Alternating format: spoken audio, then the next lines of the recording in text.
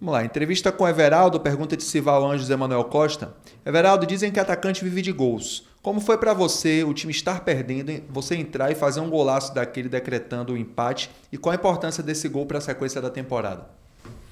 Bom, esse jogo, né, olhando pelo lado de fora, era um jogo que estava sendo difícil para a gente, porque a gente estava até tendo posse de bola, mas não estava conseguindo finalizar muito em gol, né?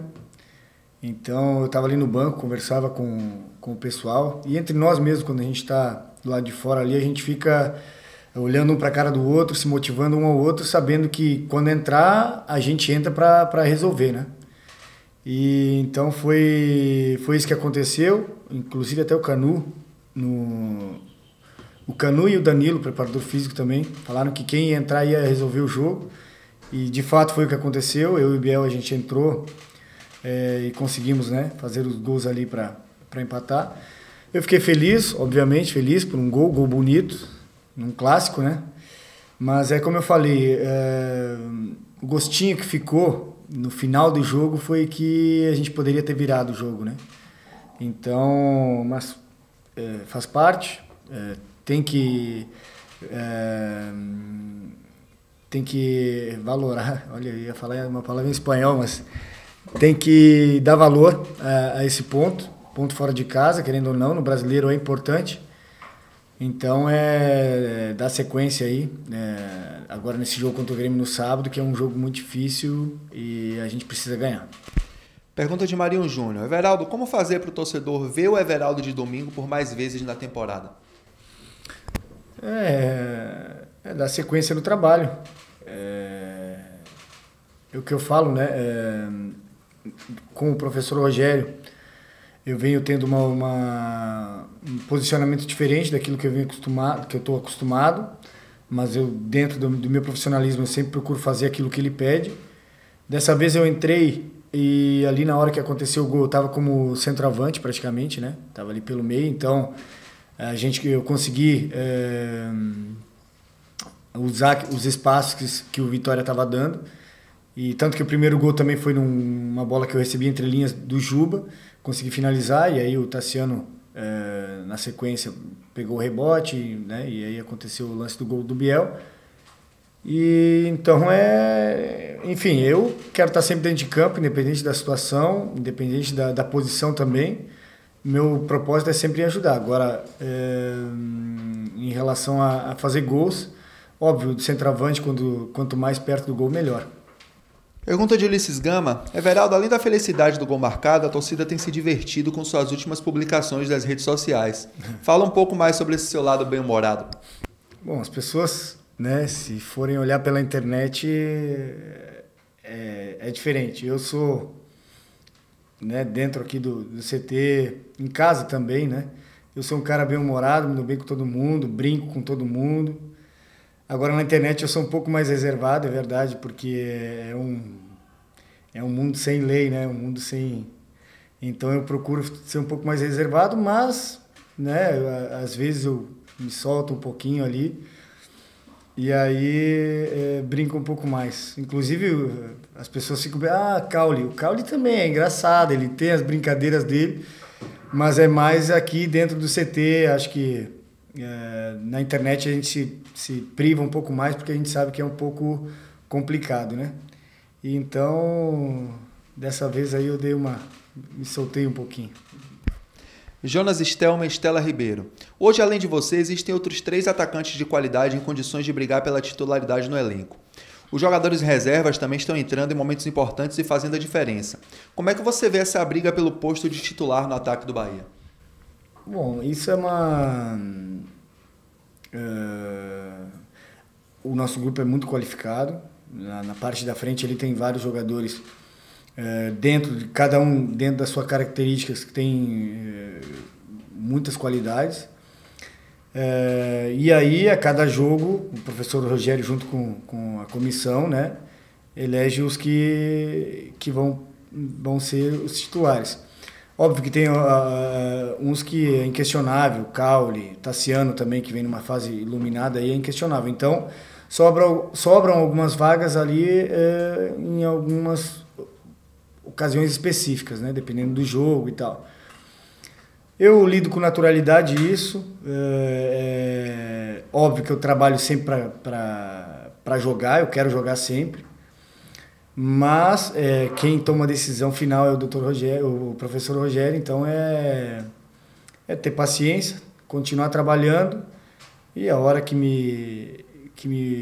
eu voltar a ter a oportunidade de ser titular, eu vou fazer o meu melhor, seja fazendo gol, seja dando assistência, seja ajudando lá atrás a recompor, a marcar, bola parada, enfim, eu vou estar sempre disponível. Marcos Mutari e Reginaldo Lima. Qual foi a sua sensação a fazer aquele golaço? Muitos disseram que você chutou, abre aspas, no ódio.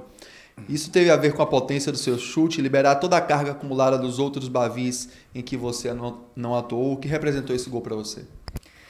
Esse jogo em específico, Bavi é Bavi, né? Mas esse jogo em específico nós vimos perdendo 2-0.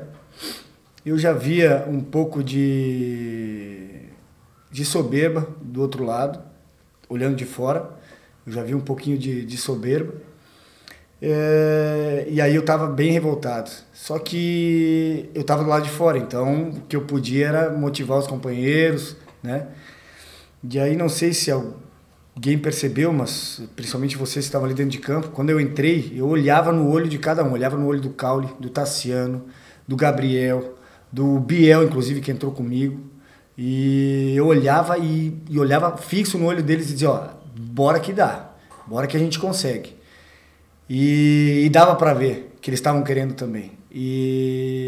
Só que talvez faltou uma coisa ou outra para que não conseguisse fazer durante o tempo antes de eu e das trocas, né? Então eu entrei e procurei motivar. Cada bola parada a nosso favor eu motivava. Cada ataque que a gente finalizava eu motivava. E eu tinha dentro de mim que nós íamos conseguir o resultado. Não foi o esperado, 2-2, não, porque o que eu queria mesmo era o triunfo, né? Ainda mais fora de casa. Mas o 2-2, levando em conta o contexto do jogo, sair perdendo de um 2-0, acho que tá de bom tamanho. Edésio Góes, a função que você entrou domingo é a que você mais gosta de jogar? Bom, eu gosto de jogar, né? Independente da função. Mas, óbvio, eu sou um centroavante, né? De formação, sou centroavante. Eu já fiz, e às vezes, quando me toca, eu faço a extrema também, sem problema nenhum, dentro das minhas características, obviamente. Mas eu gosto, óbvio, eu gosto de jogar perto do gol, sou um jogador de finalizar, né? Minha melhor qualidade, eu acredito que seja finalizar. Então, nesse jogo, eu entrei na função de centroavante e aí eu consegui ficar mais perto do gol, consegui buscar espaços diferentes, né? E aí consegui aí criar algumas jogadas com que acabassem em finalização e outra em gol, né, no caso. Pititinga, você foi base do Grêmio e chegou a jogar lá no time principal. No Bahia você já marcou contra o ex-clube. Motiva esse enfrentamento contra o Grêmio? Com certeza. Eu tenho um carinho enorme pelo Grêmio, né? Fui formado no clube, sou gaúcho também, inclusive. Óbvio, todo jogo a gente se motiva, mas a gente sabe que tem alguns jogos que são especiais. Então, quando eu jogo contra a dupla Grenal, tanto o Inter quanto o Grêmio, eu me motivo ainda mais. Inclusive, o jogo contra o Inter lá, eu me lamentei muito por nós termos perdido um jogo que a gente saiu na frente. Também pelo último lance ali, que eu busquei a finalização e não consegui fazer o gol. E contra o Grêmio, ano passado, 2 jogos, eu fiz 2 gols neles, né? Os 2 na Copa do Brasil, inclusive, um aqui e outro lá. E então eu me motivo muito. Eu gosto de jogar contra eles e sábado não vai ser diferente. Vou fazer o meu melhor aonde me toca, né? Fazer o meu melhor para buscar o resultado dentro de casa. Gabriele Gomes, jogando em casa, o Bahia venceu 11 dos 12 jogos com a equipe principal. Como vencer dentro da Fonte Nova pode ser a chave do sucesso do time nesse campeonato e qual a importância disso? A gente sabe que o Campeonato Brasileiro ele é muito difícil, muito difícil. Então, jogo em casa, a nossa obrigação é ganhar. É triunfar, buscar os 3 pontos sempre. E fora, óbvio, a gente joga para ganhar também, mas sabendo que é difícil, então um empate como foi o de domingo, pelas circunstâncias que foi o jogo, é muito importante também, porque no final lá do campeonato a gente dá valor aos pontos que a gente conquista fora de casa. Ano passado foi assim.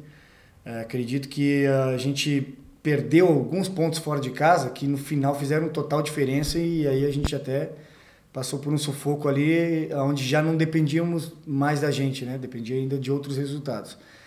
Então, em casa, a obrigação é ganhar, e a gente joga para ganhar. Foi assim contra o Fluminense, não vai ser diferente contra o Grêmio agora.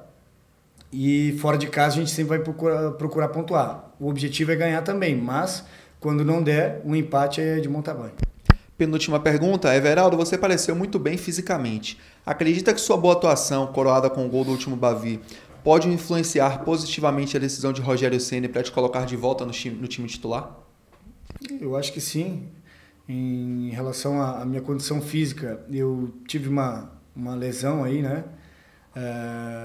Que eu fiquei 3 semanas de fora. Era para ser mais tempo, mas eu consegui diminuir pela metade o tempo, né? E esse tempo que eu fiquei de fora, eu aproveitei para aprimorar outras coisas, né? Parte de força, parte física, e isso me ajudou bastante. Eu ganhei mais massa muscular, perdi um pouco de peso, porque a cada 3 dias tendo um jogo, tu acaba quase que não treina, né? Mesmo quem joga e quem não joga também. Tu fica muito mais tempo em viagem, em hotel, do que treinando ou jogando, no caso.